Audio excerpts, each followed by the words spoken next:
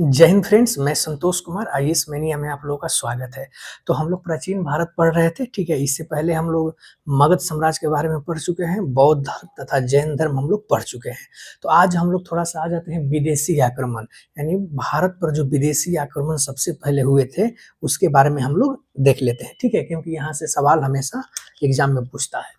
तो विदेशी आक्रमण में 2 हैं, ठीक है? पहला है ईरान के अखमनी राजवंश के द्वारा, अखमनी या हखमनी भी कहा जाता है, और दूसरा है सिकंदर का आक्रमण, ठीक है? तो यही 2 आक्रमण है, एक ईरान के आक्रमण और एक सिकंदर का आक्रमण। तो चलिए हम लोग पहले पढ़ लेते हैं अखमनी आक्रमण, ठीक है? यानी अखमनी को हखमनी भी कहीं-कहीं लिख देता है, तो आप लोग अखमनी और हखमनी में कन्फ्यूजन मत करिएगा, ठीक है? तो चलिए हम लोग शुरू करते हैं। देखिए 6ठी सदी ईसा पूर्व में हुआ था, जो अखामनी का जो आक्रमण हुआ था, वो ईरान का अखामनी साम्राज्य का जब आक्रमण हुआ था, वो 6ठी सदी ईसा पूर्व में हुआ था। आक्रमण केवल उत्तर पश्चिम में हुआ था, क्योंकि वहाँ छोटे-छोटे राज थे। अब थोड़ा-सा मैप से देख लेते हैं, आक्रमण यहीं से होगा, ठीक है? उत्तर पश्चिम में इधर से आएंगे लोग, और यहाँ छोटे-छोटे राज थे जो आपस में लड़ते रहते थे, जिनमें एकजुटता नहीं थी। इसीलिए विदेशी आक्रमणों को यहाँ भारत आने में बहुत ही उनको फायदा हुआ, मुश्किल का सामना नहीं करना पड़ा, क्योंकि छोटे-छोटे राज आपस में लड़ते रहते थे, ठीक है? तो इधर से उत्तर पश्चिम वाले क्षेत्र से आक्रमण हुआ था। भारत पर आक्रमण करने वाला पहला ईरानी शासक साइरस सेकेंड था, उसका नाम था साइरस द्वितीय, जो भारत पर सबसे पहला आक्रमण करने वाला ईरानी शासक था, ठीक है? 516 ईसा पूर्व में दारा फर्स्ट, ध्यान रखिएगा, 516 ईसा पूर्व में दारा फर्स्ट ने सिंधु नदी के आसपास का क्षेत्र जीत लिया था, ठीक है? सिंधु नदी यानी इधर के आसपास के जितने भी क्षेत्र थे वो जीत लिया था। कौन? दारा प्रथम ने। और अपना 20वां प्रांत बनाया था, ध्यान रखिएगा। और कौन सा प्रांत बनाया था? तो अपना जो वहां साम्राज्य में ले जाकर उसका मतलब इसका 20वां प्रांत बना लिया था, ठीक है? इस प्रांत से दारा को उस आय का लगभग 1/3 भाग जाता था। इस प्रांत से जितना जो 20वां प्रांत बना लिया था, इससे जितना इनकम होता था उसका 1/3 भाग वो दारा प्रथम को जाता था यहाँ से, ठीक है? तो दारा के अब कुछ अभिलेख हैं जहां से एग्जाम में सवाल पूछे जाते हैं। पहला है नक्श ए रुस्तम अभिलेख। पहला अभिलेख कौन सा है? तो नक्श ए रुस्तम, ठीक है? दूसरा है परसेपोलिस अभिलेख, तीसरा है ब्रह्मस्तोन। 3 अभिलेख है, और तीनों कहां पर है? तीनों ईरान में है। तो ये अभिलेख किसका है? तो ये दारा प्रथम का अभिलेख है ये, ठीक है? देखिए अंतिम अखामानी शासक दारा तृतीय था। अंतिम अखामानी शासक कौन था? तो दारा तृतीय था, ठीक है? अरबेला का युद्ध में दारा तृतीय सिकंदर से हार गया था। अरबेला का युद्ध होता है दारा तृतीय और सिकंदर के बीच, जिसमें सिकंदर दारा तृतीय को हरा देता है, जिसके बाद ये अखमनी साम्राज्य समाप्त हो जाता है, ठीक है? अब अखमनी आक्रमण का भारत पर क्या प्रभाव पड़ता है उसके बारे में हम लोग देख लेते हैं। एक नवीन लिपि ईरानी अरमाइक लिपि का उदय हुआ। अखमनी के आक्रमण से भारत में पहला प्रभाव हुआ कि ईरानी और अरमाइक लिपि का उदय हुआ, ठीक है? अरमाइक प्लस ब्राह्मी खरोष्ठी लिपि होती है। अरमाइक और ब्राह्मी दोनों मिलाकर कौन सी लिपि होती है? तो खरोष्ठी होती है, जो दाईं ओर से बाईं ओर लिखी जाती है। बहुत बार एग्जाम में पूछा जाता है कि खरोष्ठी लिपि कैसे लिखी जाती है? तो ये दाईं से बाईं ओर लिखी जाती है, इसको ध्यान में रखिएगा, ठीक है? अगला है स्काईलेक्स। स्काईलेक्स एक अधिकारी है, ईरानी अधिकारी, जिसने ईरान और भारत के मध्य नवीन व्यापारिक मार्ग की खोज की थी। तो ईरानी अधिकारी थे जिसका नाम था स्काईलेक्स। इन्होंने भारत और ईरान के बीच व्यापारिक जो मध्य था संबंध को, उन्होंने सबसे पहले व्यापारिक मार्ग की खोज स्काईलेक्स के द्वारा किया गया था, ठीक है? चलिए अब हम लोग आ जाते हैं सिकंदर के समय।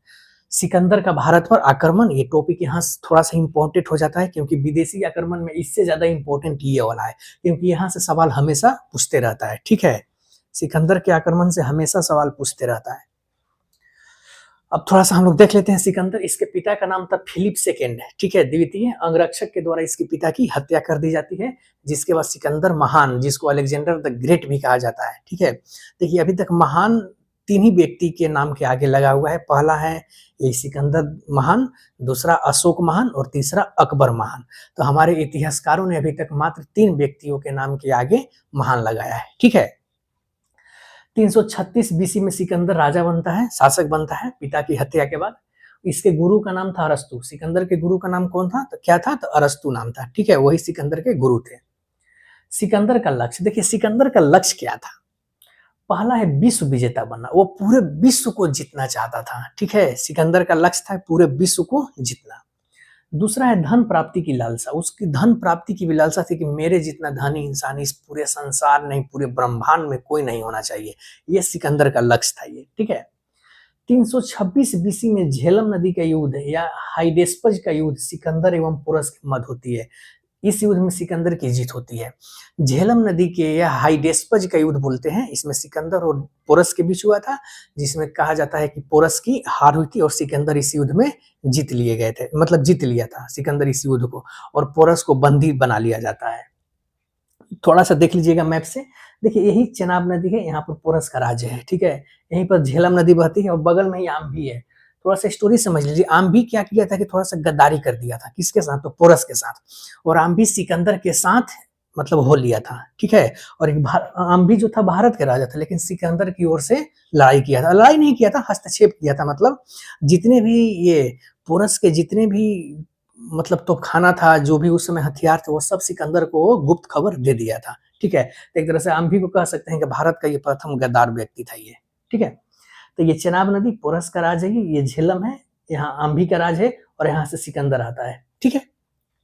सिकंदर पोरस का राज इसलिए वापस कर दिया था क्योंकि पोरस उसका मित्र हो जाए और घनानंद के साथ युद्ध में मदद करे।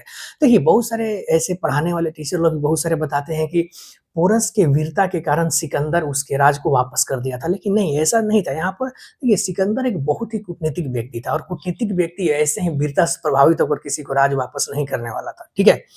वो राज वापस इसलिए किया था क्योंकि वो चाहता था कि पोरस हमारा मित्र हो जाए, और मित्र होने के बाद वो जानता था कि हम दोनों मित्र हो जाएंगे और फिर मगध पर हम लोग आक्रमण करेंगे, क्योंकि घनानंद में मगध का मगध में घनानंद का ही शासन था। तो सिकंदर का ये मतलब सोचना था कि घनानंद को पोरस के साथ मिलकर हम लोग क्या करेंगे, हरा देंगे, क्योंकि घनानंद और पोरस दोनों भारतीय हैं, तो पोरस को तो घनानंद के बारे में बहुत सारी चीज पता ही होगा। ये सिकंदर ये चाहता था, इसीलिए उसको जीता हुआ राज वापस कर दिया था, ठीक है। अब देख लेते हैं यहाँ पर सिकंदर के आक्रमण का प्रभाव क्या पड़ता है भारत पर। देखिए भारत के उत्तर पश्चिम क्षेत्र में यूनानी शासन की स्थापना हो गई। अब ये जो उत्तर पश्चिम वाला क्षेत्र है, ये वाला उत्तर पश्चिम वाला क्षेत्र, इस पर क्या हो गई, यूनानी शासन की प्रभाव ज्यादा आ गई। सिकंदर के द्वारा कई नवीन नगर की स्थापना की गई। सिकंदर के द्वारा बहुत सारे नवीन नगर की स्थापना की गई थी, जैसे बुकाफेला अपने घोड़ा के याद में बनवाया था, क्योंकि यहीं पर उसकी घोड़ा की मृत्यु हो गई थी। दूसरा निकाया, निकाया का मतलब होता है विजय शहर, ठीक है, विजय का शहर। अगला पॉइंट है भारत ग्रीस के मध्य नवीन व्यापारिक मार्गों की खोज सिकंदर के सेनापति निर्याकस के द्वारा की गई थी। यानी भारत और ग्रीस के मध्य जो नवीन व्यापारिक मार्ग की खोज की गई थी, वो सिकंदर के एक सेनापति थे निर्याकस, उन्हीं के द्वारा किया गया था। कहा जाता है ये जल सेनापति था, ठीक है। अगला है कठ जनजाति ने सिकंदर से लोहा लिया था, जिसमें महिलाओं ने भी साथ दिया था। कठ एक जनजाति था, इन्होंने सिकंदर से क्या किया था, लोहा लिया था लड़ाई में, इसमें महिलाओं ने भी भरपूर साथ दिया था, ठीक है। सिकंदर भारत में कुल 19 माह तक रहा था। सवाल एग्जाम में पूछता है कि सिकंदर भारत में कितने माह तक रहा था, तो सिकंदर भारत में कुल 19 महीने तक रहा था। 323 बीसी में बेबीलोन में सिकंदर की मृत्यु हो गई थी, ठीक है। बेबीलोन में कहा जाता है कि उसको बहुत ज्वर आ गया था, बुखार से पीड़ित हो गया था, और बुखार के कारण ही उसकी मृत्यु हो गई थी, लगभग 33 वर्ष के बहुत ही कम उम्र में। यहीं से मौर्य साम्राज्य का उदय का मार्ग प्रशस्त हुआ। यहीं से मौर्य साम्राज्य का उदय का मार्ग प्रशस्त हुआ था। ये भी कहा जाता है कि सिकंदर की सेना जो थी बहुत ही थक चुकी थी, और वो नहीं चाहती थी कि हम लोग और युद्ध करें, ठीक है। नहीं तो सिकंदर का एक सपना था मगध पर भी आक्रमण करने का, ठीक है, क्योंकि उसको पता चल गया था कि मगध का जो शासक है थोड़ा सा वो जो अनुभवीन शासक है, ठीक है, जो मूर्ख कहा जाता है, मूर्ख शासक है घनानंद, और घनानंद मूर्ख शासक था ही, लेकिन फिर भी सिकंदर की सेना बहुत लड़ाई करते करते थक गई थी। अब उसको अपने घर की याद आने लगी थी। इसी से क्या करती है, सिकंदर की सेना कहती है कि नहीं, हम लोग आगे युद्ध नहीं करेंगे, और सिकंदर की सेना ने ब्यास नदी को पार करने से इनकार कर दिया था, ठीक है। कौन सी नदी, ब्यास नदी। ब्यास नदी पार करने से सिकंदर की सेना ने इनकार कर दिया था। उसके बाद वो लोग वापस लौट चलते हैं अपने घर की ओर। रास्ते में इसमें सिकंदर की मृत्यु हो जाती है। अब देखिए ये जो सिकंदर का ये राज सिकंदर के जाने के बाद कमजोर हो गए। तब यहाँ से पहले तो सिकंदर अपना राज स्थापित कर लिया उत्तर पश्चिम क्षेत्र में, लेकिन जैसे ही सिकंदर यहाँ से जाता है, ये राज क्या हो जाते हैं, बहुत ही कमजोर हो जाते हैं और आपस में लड़ने लगते हैं। इसका फायदा उठाते हैं चंद्रगुप्त मौर्य, और चंद्रगुप्त मौर्य इन सभी राज्यों को हराकर क्या करते हैं, जीत लेते हैं, ठीक है। और यहीं से मौर्य साम्राज्य आगे शुरू होगा। तो चलिए हम लोग विदेशी आक्रमण के बारे में संक्षेप में जान लिए। यहाँ से प्रीलिम्स एग्जाम में सवाल बनता है, मेंस में यहाँ से सवाल नहीं पूछता है, ठीक है। तो चलिए हम लोग कल अगला जो क्लास होगा और मौर्य साम्राज्य के बारे में होगा। हम लोग मौर्य साम्राज्य नया टॉपिक शुरू करेंगे। तो आज के लिए इतना ही, धन्यवाद।